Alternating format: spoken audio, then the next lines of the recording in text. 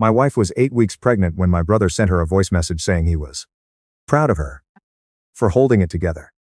I found that message on a Thursday afternoon, in a motel room in Fort Nelson, British Columbia, while she thought I was halfway through a 6-week pipeline inspection in the Northwest.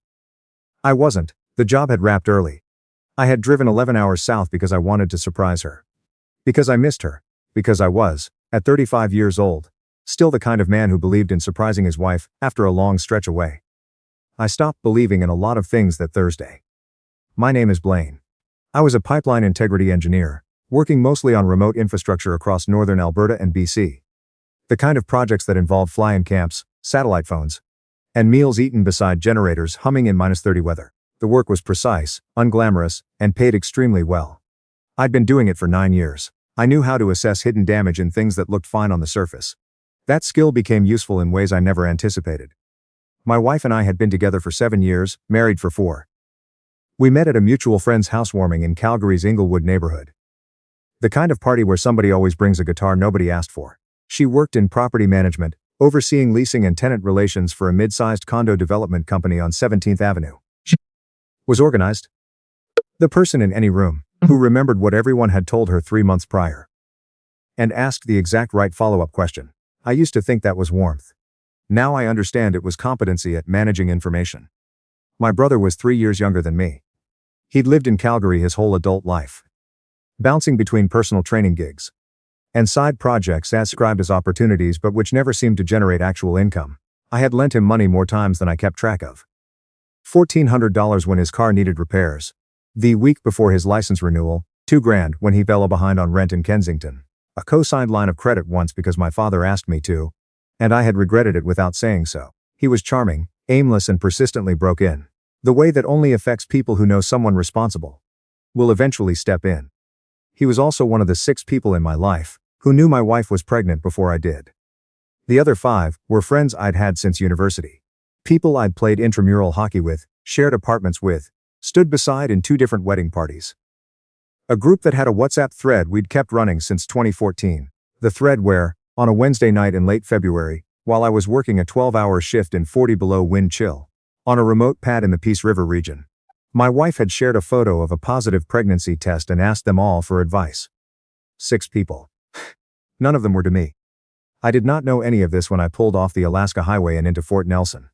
To sleep, before finishing the drive home, I found out because my wife had used my charger cable, the one I'd left at home to charge her phone the night before I arrived. And her iCloud had briefly synced with my laptop, which I still had open on the motel desk. A notification banner, my brother's name, a voice message preview.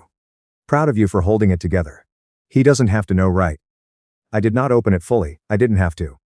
I sat on the edge of the motel bed and did not move for a long time. Your mind runs defense first. It looks for the version of events that doesn't require your world to rearrange itself. Maybe the message was out of context. Maybe he was someone else.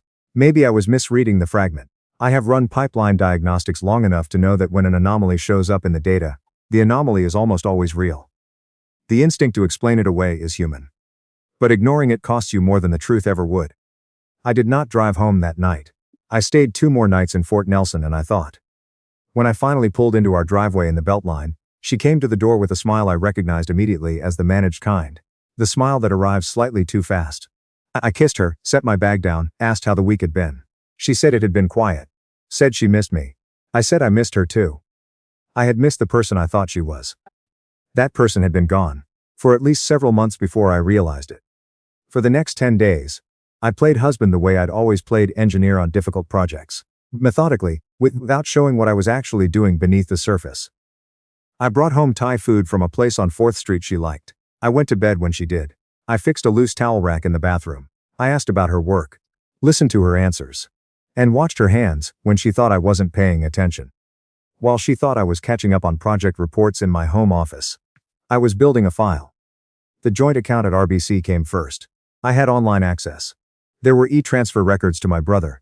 $200, $350, $150. Amounts that didn't correspond to any explanation she'd given me at the time. The memo said things like gym sessions and borrowed, and one that said nothing at all. I had asked about one of these transfers the previous fall. She told me she was paying him back for picking up groceries during a stretch when I was away. That had made sense then. It did not make sense anymore. Her phone came next. I am not going to make an argument about privacy. When your wife has been sending voice messages to your brother about keeping a pregnancy secret from you, the moral philosophy of lock screens stops being the most pressing issue. Her passcode was still the postal code of the first apartment we'd shared together. That detail landed harder than anything she could have done deliberately. The messages went back 5 months. They were not ambiguous. There were photographs. There were scheduling conversations built around my rotation calendar. There were moments of reassurance my wife offered my brother, in the same tone she had once used with me. And then there was the group thread. She had posted at 11:43 p.m. on that Wednesday. The photo, the question.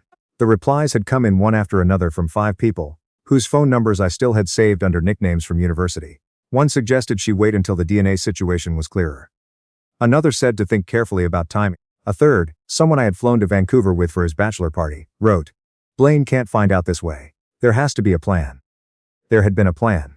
Built around my work schedule, around my predictability, around the fact that I was the reliable one who would be gone long enough for things to be figured out, without me. I did not react. I added everything to a folder on a cloud account she didn't know existed.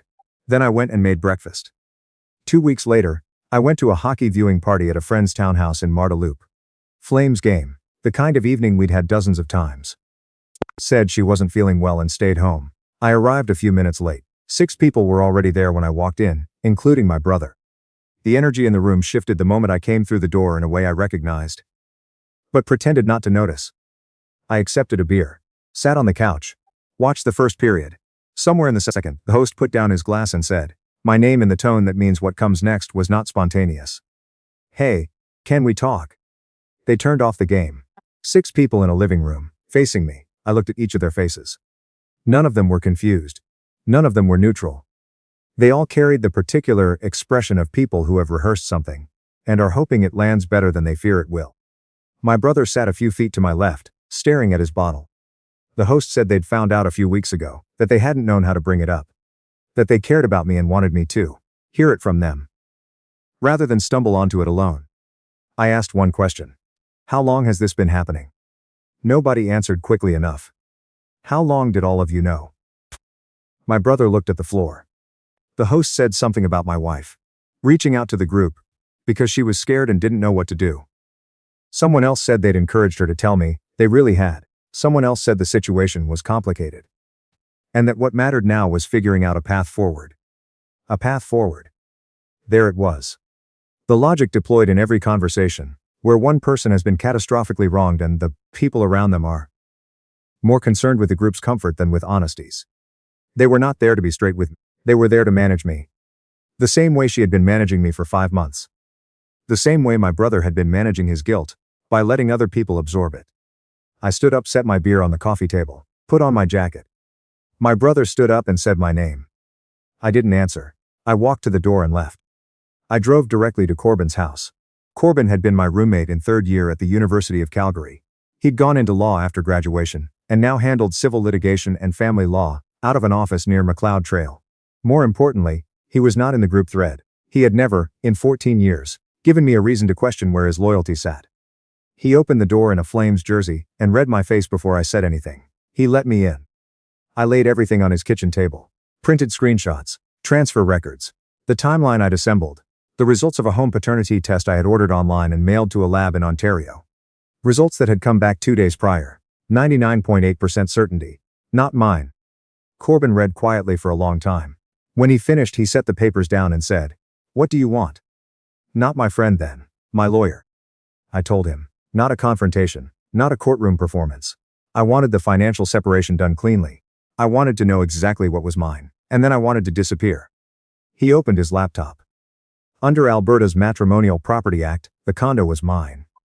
I'd owned it before the marriage, and maintained the mortgage entirely through my income. The equity wasn't automatically shareable, the way it would have been under some other province's rules.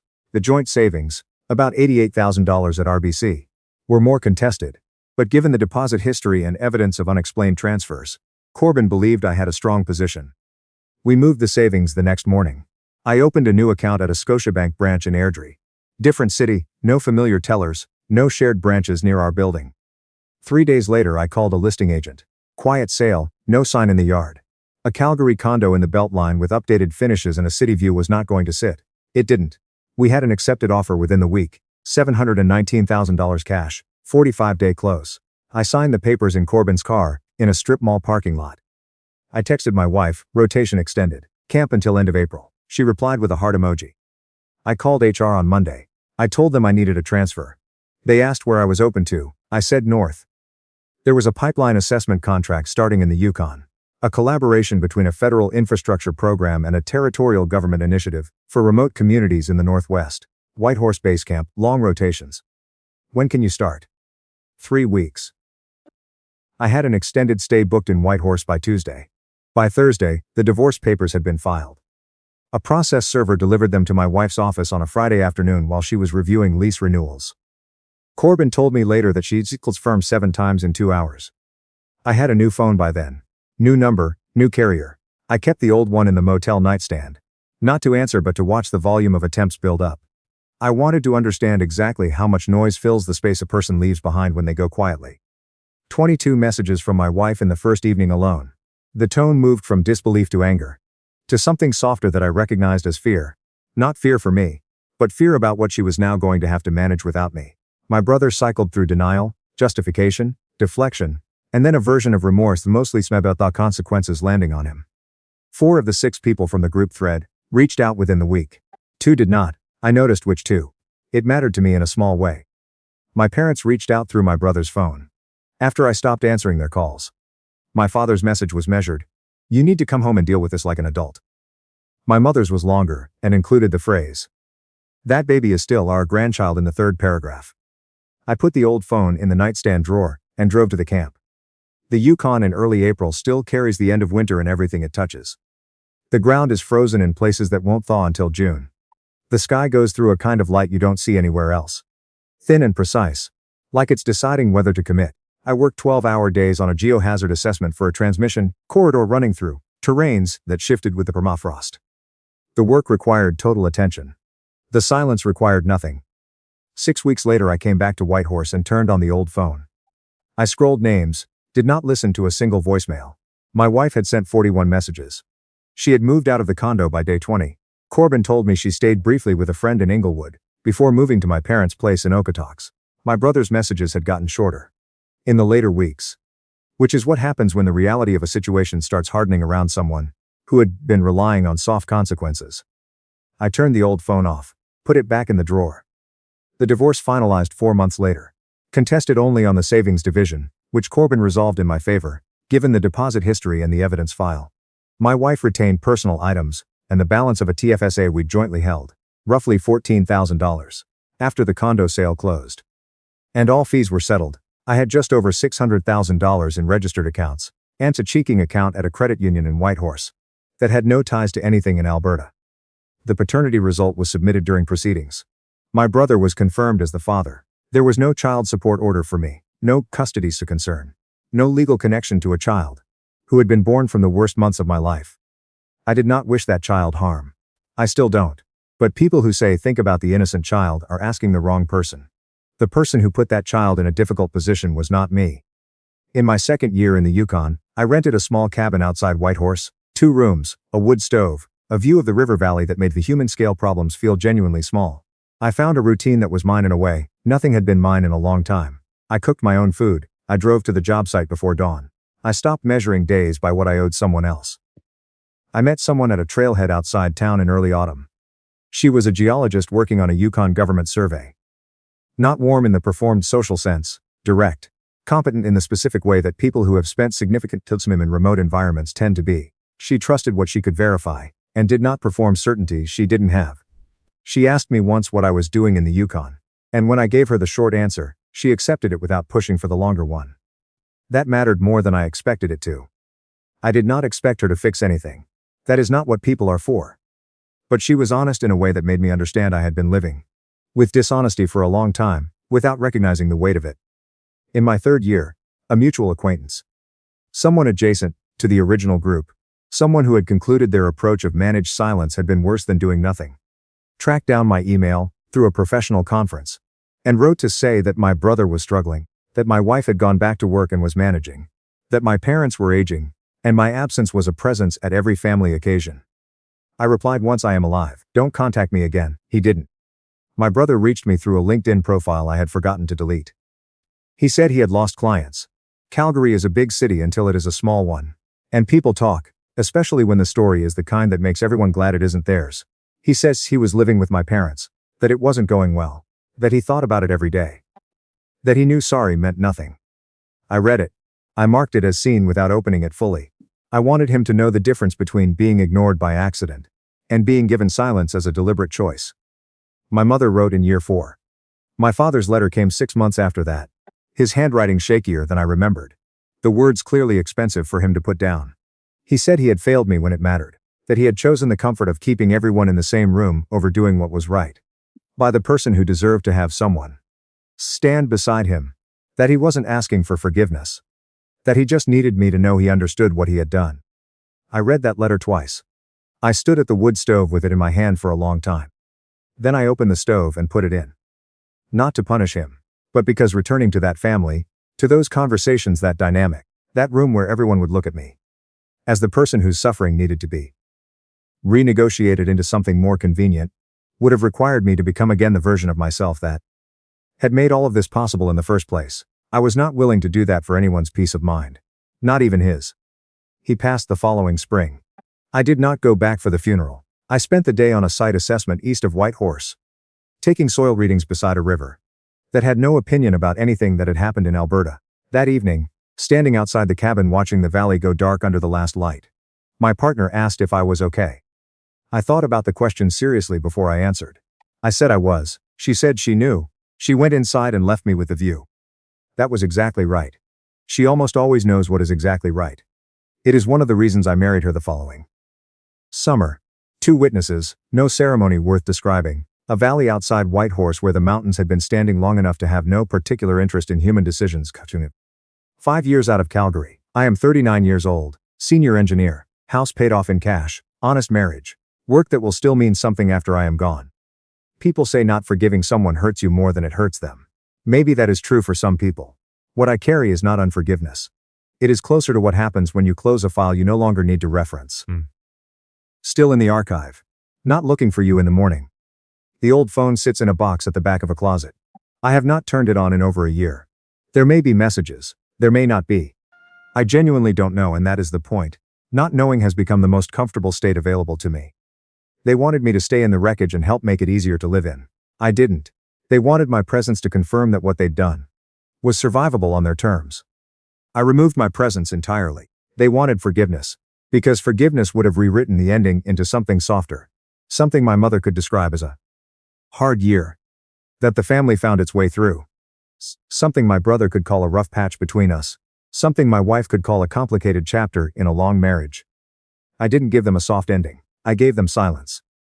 And silence, it turns out, is the loudest thing a careful, patient person can produce. Their guilt has been looking for somewhere to land for 5 years now. I simply made sure there was nowhere left for it to go.